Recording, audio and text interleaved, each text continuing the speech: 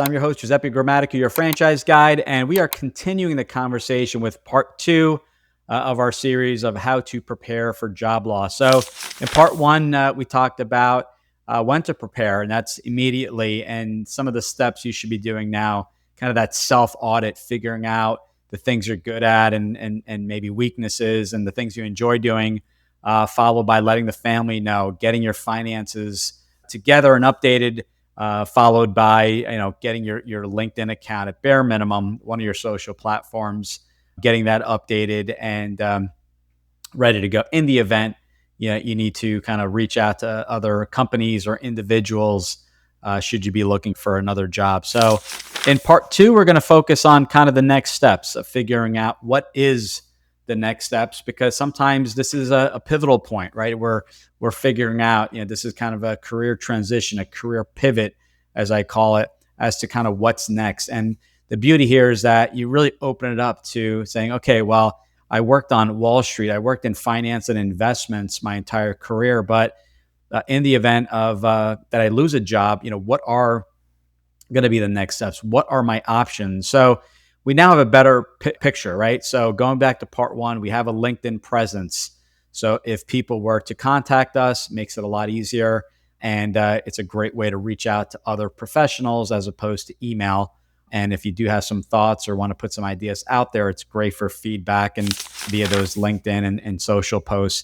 We have a better understanding of our financials, so we know what that buffer is, right? Now we know, okay, I have certain savings aside.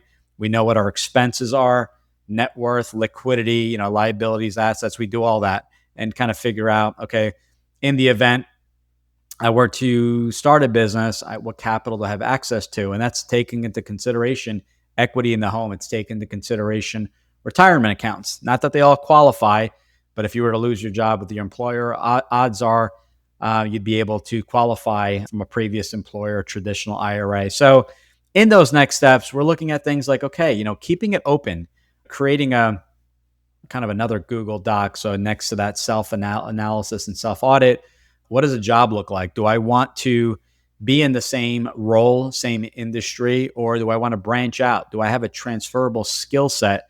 Just say that sales and networking in financial service in the investment industry. Well, that applies to just about any industry. So do I want to switch into a completely different industry? Maybe it's the health and wellness space. Maybe it's the franchise space. Maybe it's the technology space. But writing down, figuring out other jobs and careers that may work, and what are those, those salaries, and that's stuff that you can find online. I believe there's a site, Glassdoor, if I'm not mistaken.